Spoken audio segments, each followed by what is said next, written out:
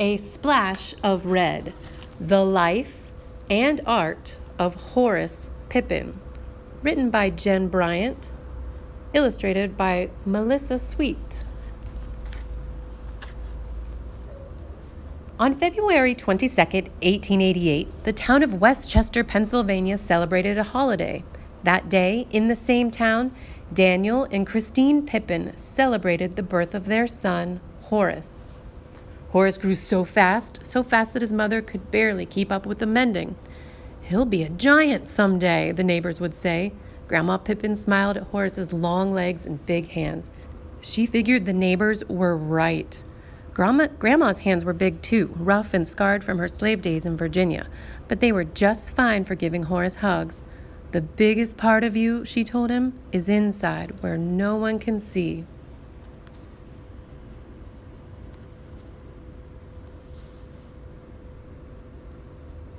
When Horace was 3 years old, the Pippins moved to Goshen, New York. As the family grew larger, everyone helped out. Horace put his big hands to work. He fetched flour for his mother. He sorted laundry with his sisters. He played with his baby brother. He held the horse while the driver delivered milk. At night, he piled wood for the stove and arranged dominoes so his grandmother could play. Then, if she could find a scrap of paper and a piece of charcoal, he drew pictures of what he'd seen that day.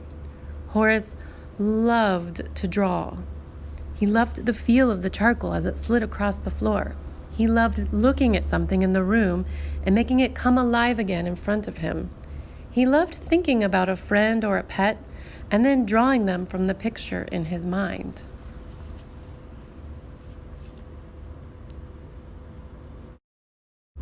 At school, he sat quietly at his desk, but his big hands were always busy. "Make a picture for us, Horace," his classmates said, and Horace did.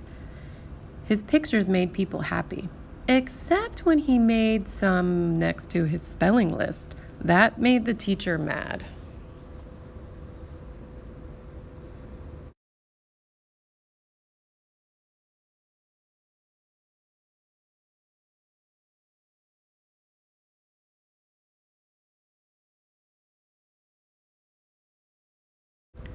But Horace couldn't stop drawing. "Pictures just come to my mind, and I tell my heart to go ahead."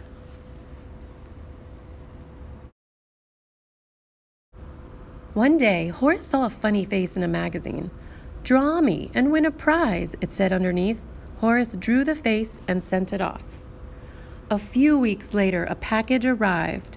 Inside, Horace found colored pencils, a pair of brushes, and a box of paints. "Congratulations," said the note. Horace had won his first real art supplies. "Paint a picture for us, Horace," his sisters cried, and Horace did. He painted everyday scenes in natural colors. Then he added a splash of red. Horace was in 8th grade when his father left for good. The family needed money, so Horace quit school and went to work. For several years, Horace's big hands were always busy, stacking grain sacks at a feed store, shoveling coal at a rail yard, mending fences on a farm, carrying luggage at a hotel, and making brakes in an iron factory. Packing oil paintings into large wooden crates. Looking at these made Horace remember winning the art contest. How proud he'd been. How he'd loved those colored pencils, those brushes, and his first real box of paints. Horace was a big man now with big responsibilities. Still, he loved drawing as much as he always had. He used charcoal, broken pencils, whatever he could find. "Make a picture for us, Horace," the other workers said, and Horace did. So we'll stop the story for now, but look at this awesome picture Horace Pippin made when he was an adult. It's got all the details in a room. Chairs, table, flowers.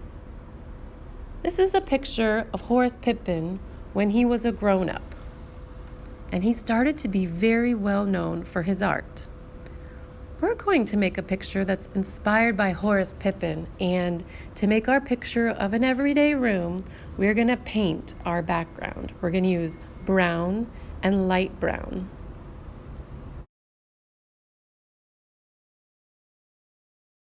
This is what our paper will look like when we're finished today. We're going to use brown on the bottom and then mix a beautiful light brown for the top. To start, draw a line across the bottom third of your picture. Everything upwards is wall and everything downwards is going to be floor. As soon as your line is drawn and your name is small in the corner on the back with your class code, you can raise your hand to come get your paint and paintbrush. Miss Yao will bring you a messy mat to put behind your art.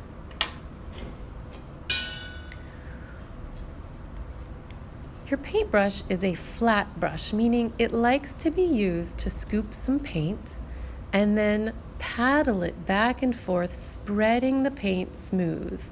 This paintbrush is built to add a nice coat of paint back and forth, flapping the paint smooth onto your paper. It's not like a pencil, it's more like a paddle.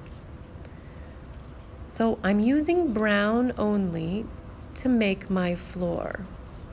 Next, you will get to use all of the paint on your palette to mix a beautiful light brown. It takes a while to mix your paint, so when you still see a swirl of ice cream, that's not quite finished. You need to keep mixing your paint until all of the brown and white are nicely blended together. We can see it still looks like chocolate and vanilla, so it's not quite done. I'm going to fast forward just a little bit to get it nice and mixed. Once you have a light caramel brown, you can use your brush the same way back and forth to give it a light brown coat of paint. Notice I go all the way to the edges of the paper to paint my entire wall, leaving no white anywhere on the paper. I come all the way down to the line for the floor and paint back and forth a smooth, thin layer using my flat brush. That's all for today. Have fun painting your background.